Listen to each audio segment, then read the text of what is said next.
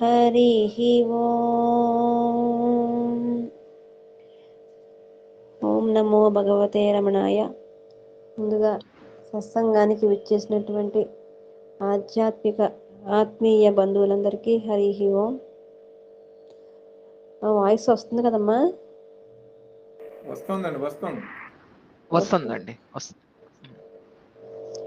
ఇవాళ మన స్వామి ఏమంటున్నారంటే, నిన్నటి రోజు ఏదైతే మనసు దేనితో తాదాప్యం చెంది ఉంటుందో, దేనితో అంటే ఇక్కడ ఇంద్రియాలతో కానివ్వండి, మనసుతో కానివ్వండి, అజ్ఞానంతో కానివ్వండి తాదాప్యం చెందితే దానిని అహంకార వృత్తితో కూడిన మనస్సుగాను, అలా చెందకుండా ఉంటే దాన్ని ఆత్మ సుస్వరూపంగాను మనకి చెప్పడం జరిగింది. అయితే ఇంకొంచెం క్లారిటీగా ఇక్కడ మాట్లాడుతున్నారు. ఇంకొంచెం జాగ్రత్తగా, ఇంకొంచెం మనస్సు నిదానం చేసుకుని ఏం కన్ఫ్యూజ్ అవ్వద్దు. ఎందుకంటే చాలా సరళమైన భాషలో మహర్షి చెప్తున్నారు. అంతకన్నా సాధారణమైన భాషలో మనం చెప్పుకునే ప్రయత్నం చేస్తున్నానని నేను అనుకుంటున్నాను ఈశ్వరి ఇచ్చ ద్వారా. మనము ఈ శ్లోకం చాలా జాగ్రత్తగా మనం పట్టుకోవాల్సిన శ్లోకం. ఇంకొంచెం మనశ్శాంతి చిత్తులై ఇది విని ఒక్కసారి మననం చేయవలసిన శ్లోకం అని ఎందుకు చెప్తున్నానంటే, కొంచెం ఈ శ్లోకం మనల్ని కన్ఫ్యూజ్ చేసే ప్రయత్నం చేస్తుందనే నా ఉద్దేశం. ఒకసారి చూద్దాం. సత్వభాసికా చిత్వవేతరా సత్తయా హి చిత్తయా హ్యహం అన్నారు. అంటే సత్వభాసిక అంటే సద్రూప ఆత్మను ప్రకాశింపజేసే. ఆత్మే ప్రకాశవంతం కదా, ఆత్మను ప్రకాశింపజేసే అన్నారేంటి చూద్దాం. ఇతర, ఇతర అంటే వేరొక. మొదటి లైన్లోనే చూడండి, ఇతర అంటే వేరొక. చిత్ అంటే జ్ఞానము. కన్వా ఎక్కడ ఉన్నది అంటే ఆత్మ ప్రకాశవంతమైనది అంటున్నాం కదా. అంటే ఇప్పుడు మీకు బాగా అర్థం కావాలంటే, బల్బు ఉందమ్మా, అది వెలుగుతుంది. ఎందుకు? మనం స్విచ్ వేసాం, వెలుగుతుంది. అంటే అది ప్రకాశిస్తుంది. అది ప్రకాశిస్తుందని మనం చూసి చెప్తున్నాం కదా.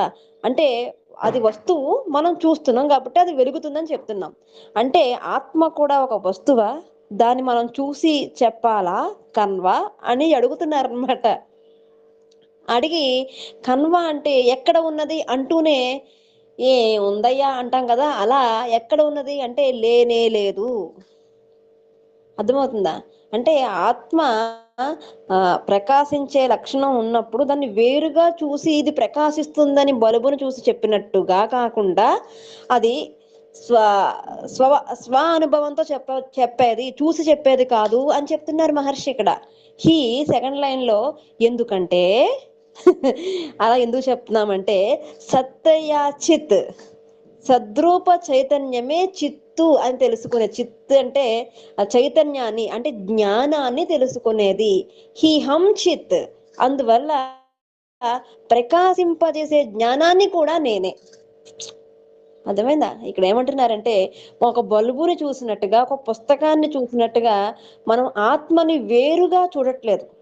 ఎప్పుడైతే మనం ఇంద్రియాలతో, ప్రాణాలతో ఏదైతే అజ్ఞానంతో తాదాప్యం చెందిపోయి ఉంటామో అది విడిగా ఉన్నది అన్న అపోహ కలగచ్చు. కానీ ఎప్పుడైతే వాటితో బంధాలు తెంపుకుని ఇవి జడము అన్న విషయం తెలుసుకుని మనం సుస్వరూపంగా ఉన్నప్పుడు మనలో ఒకటి రేగుతుంది. ఏంటది?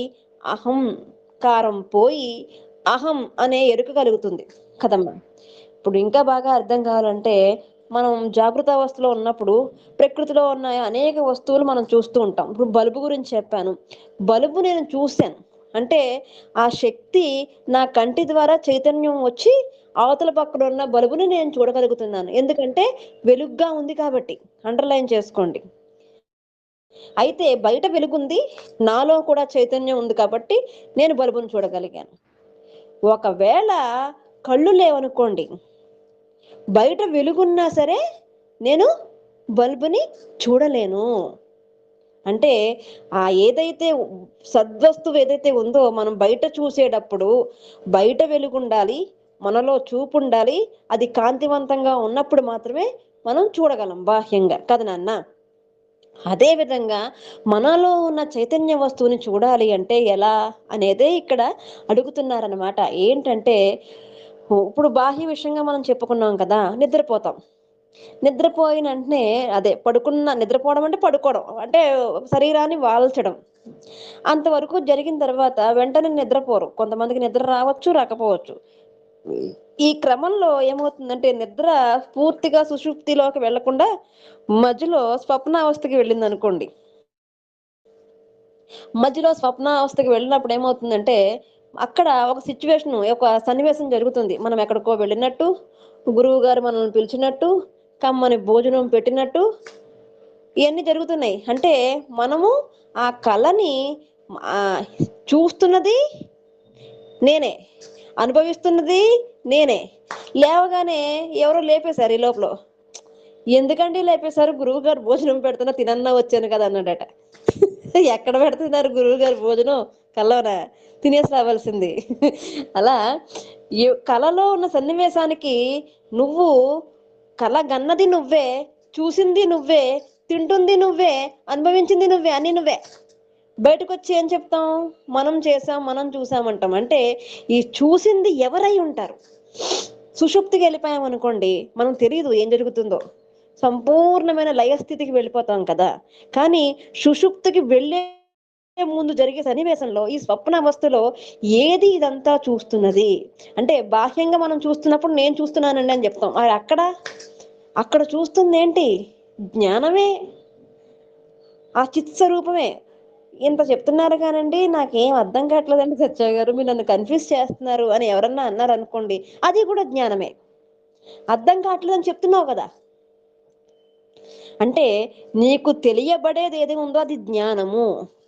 నీకు తెలియజేసేది ఏదైతే ఉందో అది జ్ఞానము. ఇది తెలియట్లేదు అండి అని చెప్తున్నావు కదా! అది కూడా ఒక రకమైన జ్ఞానమే. నాకేం అర్థం కావట్లేదండి. మీరు 23 క్లాసులు చెప్పారు. ఒక్క క్లాస్ కూడా మీరు చెప్పింది అర్థం కాలేదు. మీరు సరిగ్గా చెప్పట్లేదండి అన్నారనుకోండి. అది కూడా జ్ఞానమేనట.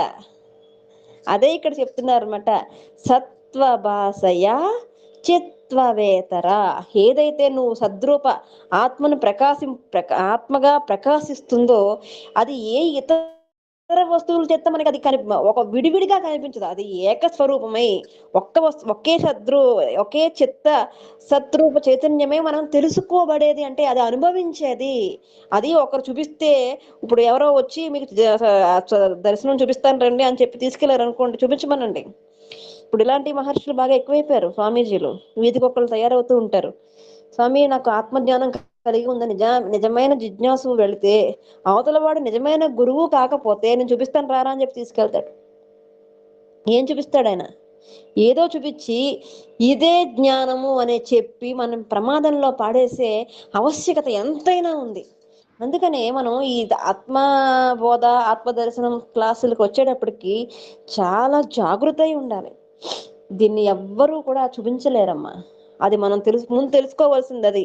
ఇది మనకి మనం అనుభవించవలసిందే. ఎవరైనా చెబితే దారి చెబుతారు కానీ ఆ దారిది గతితే గతికి తీసుకెళ్ళి చూపించేంత ఇది అయితే ఉండదు.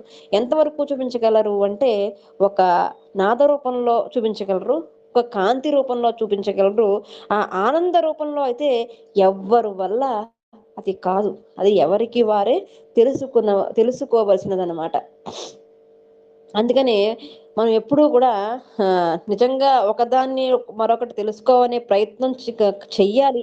ఆ జ్ఞానం కావాలి కానీ తను తెలుసుకోవడం వేరే జ్ఞానం ఏం అక్కర్లేదు. ఇప్పుడు కరెంటు పోయిందనుకోండి, మీరు అందరూ ఉన్నారో లేదో తెలుసుకోవాలంటే దీపం వెలిగించాలి. అంతే కదమ్మా! అదే విధంగా మన మనస్సులో ఆత్మస్వరూపం అనేది ఉందో లేదో తెలియాలి అంటే వీళ్ళు కాకపోతే వాళ్ళు, వాళ్ళు కాకపోతే వీళ్ళు అనే గురువుల వెంట పడకుండా ఆత్మలో ఉన్న ఆత్మ చైతన్యాన్ని, ఆ అజ్ఞానాన్ని పోగొట్టే జ్ఞాన దీపాన్ని మనం వెలిగించుకోవాలి. దీన్ని స్వయంగా ప్రమాణం అంతే, స్వయం ప్రమాణం అంతే. అంటే ఈ పాము తాడు చెప్పుకుంటాం కదా మనము. అలాగా తాడు కా అది తాడే పాము కాదు అన్న జ్ఞానం ఎప్పుడు వస్తుంది మనకి? ఆ దగ్గరికి వెళ్ళినప్పుడు ఆ జ్ఞానం చేత మనకు కలుగుతుంది. అది ఎవరో చెప్పరు మనకి. అదే విధంగా అది ఏంటి అనేది మనకి ఎప్పుడు క్లారిటీ వస్తుందంటే మనకి స్పష్టత వచ్చినప్పుడే. స్పష్టత రానప్పుడంత వరకు, అనుభవ ప్రమాణం రానంత వరకు కూడా ఆ ప్రమాణం ఎలా ఉంటుందంటే ఆహ్, అనుమాన ప్రమాణం కింద ఉండిపోతుంది. అనుమాన ప్రమాణము ఎన్ని రోజులకి మనల్ని దారి తీసుకువెళ్తుంది? తీసుకువెళ్ళదు. కాబట్టి ఈ అనుమాన ప్రమాణం నుంచి మనం అనుభవ ప్రమాణానికి వెళ్ళాలి అంటే మనం చేయాల్సింది ఏంటంటే ఇది ఈ ఇంద్రియాలతో తాదాప్యం చేసిన ఈ ఆత్మ ఏదైతే ఉందో అహంకారానికి దారి తీస్తే ఆ అహం ఏదైతే ఉందో అంటే ఎరుక నిన్న చెప్పుకున్నాం కదా, ఆ ఎరుకనే అహంకారం వేరు, అహం వేరు. ఆ అహం అనేది ఉంది కాబట్టి పడుకున్న వాళ్ళం లెగుస్తున్నాం. ఆ అహం అనేది లేదనుకోండి మనం లేగవము. అది వేరే దారి తీస్తుంది. అందుకని మనం ఎప్పుడు కూడా ఆ ఎరుక కలిగి, ఆ చిత్ స్వరూపాన్ని కలిగి, ఆత్మస్వరూపాన్ని అంటే ఆత్మస్వరూపం ఎలా ఉంటుందో ఇక్కడ మహర్షి చెప్తున్నారు. ఆత్మస్వరూపం అంటే ఒకడు వచ్చి చేపట్టుకు తీసుకెళ్ళి ఇదిగో ఆత్మ, ఇదిగో బలుబు అన్నట్టు చూపించేది కాదది. అది ఎలా ఉంటుందంటే సాధన ద్వారా ఎవరికి వారే ఆహ్, చెయ్యేసి అనుభవించేది మాత్రమే అని చెప్పి ఇక్కడ చెప్తున్నారు. అంటే అహం సకృత్ విభాతోస్మి స్వేహం సదా స్థితః అన్నారు. అంటే అన్ని ఘట్టాల్లో ఆకాశంలాగా చూడండి. ఓ 10 కుండలు పెట్టి దాని నిండా వాటర్ వేసి మనం చూసామనుకోండి. ఆకాశము ఎంతుంటుంది? అనంతమైన ఆకాశం ఆ కుండ పరిమాణంలోకి మారిపోతుంది. మారిపోయిన ఆకాశం అనేక కుండల్లో మనకి భాషిస్తూ ఉంటే అది ఘటాకాశం కింద మనం కనిపించినా ఘటాల్లో ఉన్న ఆకాశంలాగా అన్ని భూతాల్లో నేనే ఉన్నాను. ఎప్పటి నుండి? సనాతనః ఎప్పుడూ ఉన్నాను. అహం సకృత్ విభాతోస్మి నేను ఒక్కసారే వెలిగాను. సదా స్థితః స్వయ స్వమహంనిహి అంటే కేవలం నా మహిమతో నేనే వెలిగేవాడిని. వేరొకరిపై ఆధారపడి వెలిగేవాడిని కాదు నేను. నేనెవరిని? స్వయంగా సత్స్వరూపాన్ని, చైతన్య స్వరూపాన్ని కనుకనే నేను స్వయం ప్రకాశము, స్వసంవైద్యము అనే అన్ను తెలుసుకుంటూ ఉండాలి మనం. నన్ను తెలుసుకునేందుకు వేరే దారి ఏమిది లేదమ్మా మనకి. ఇదొక్కటే దారి ఉంది. ఎందుకంటే మనము సాధన చేసి సుస్వరూపాన్ని తెలుసుకోవాలంటే మొదటి శ్లోకం నుంచి ఇప్పటి వరకు చెప్పినవన్నీ జాగ్రత్తగా ఒకటి ఒకటి పాటిస్తూ ఏదో ఒకటి పాటిస్తే మిగతాయన్నీ మనతో పాటు వస్తాయన్న ఆహ్, తెలివితేటలు కూడా మనకి ఉండాలి. ఎందుకంటే ఒక సాధకుడు కేవలం సాధకుడైతే సరిపోదమ్మా. తెలివైన సాధకుడు అవ్వాలి. ఆ యొక్క తెలివితేటలనే ఇక్కడ జ్ఞానం అన్నారు. ఆ తెలివిగా ఎరుక కలిగి ఆ ఇంద్రియాలను, ఆ జీవుడును ఏదైతే ఉందో వాటినన్నిటి యందు ఆ అవతల వడ్డికి వెళ్ళి చూసే యొక్క ప్రయత్నం చేయాలన్నమాట. జీవుడెవరు? ఈశ్వరుడెవరసలు? ఇలా చూడగలిగితే జీవుడు, ఈశ్వరుడు. జీవేశ్వరుడుగా వేరు వేరుని సామాన్యంగా అందరి భావన అయినప్పటికీ జీవే జీవ జీవేశ్వరుడు అనేవాడు ఒక్కడే అన్న జ్ఞానం భావన ఎలా కలుగుతుందో తర్వాత శ్లోకంలో చెప్తున్నారు. ఈ రోజు మాత్రం ఇక్కడ మహర్షి ఏం చెప్తున్నారంటే సత్వభాసిక అన్న పదాన్ని మనం ఇక్కడ అండర్లైన్ చేసుకోవాలి. సద్రూప చైతన్యం ప్రకాశింపజేసేదే అయితే ఇతర ఏ జ్ఞానము కూడా చిత్వేతర ఏది కూడా దీన్ని మనల్ని చూపించలేదు. ఇది ఎందుకంటే అది స్వయం ప్రకాశకం మనమే అయినప్పుడు మనల్ని మనం ఎవరు చూపించగలరమ్మా? ఇదిగో నాన్నగారు, ఇదిగో అమ్మ, ఇదిగో చెల్లాయి అన్నట్టుగా ఇదిగో ఆత్మ అని ఎవరు మనల్ని చూపించరు. అదే ఇక్కడ మహర్షి చెప్తున్నారు. మన సుస్వరూపాన్ని మనమే అనుభవం ద్వారా తెలుసుకోవాలి కాబట్టి సత్తయ్య సెకండ్ లైన్ సత్తయ్య చిత్ సత్రూప చైతన్యమే చిత్ అని తెలుసుకునేదే జ్ఞానము. అంటే ఒక బల్బును చూసినట్టుగా ఇది బల్బు అన్నట్టుగా అది ఎలా కలిగింది మనకి? జ్ఞానం వల్ల కదా! ఇది కూడా అనుభవ జ్ఞానం వల్ల కలుగుతుంది. అది నేనే అన్న స్థిరమైనటువంటి ఆలోచన, స్థిరమైనటువంటి స్థితి మనకి వస్తుంది అని చెప్పి ఈ శ్లోకంలో చెప్తున్నారు. తర్వాత శ్లోకంలో ఏం చెప్తున్నారో రేపు తెలుసుకునే ప్రయత్నం చేద్దాం.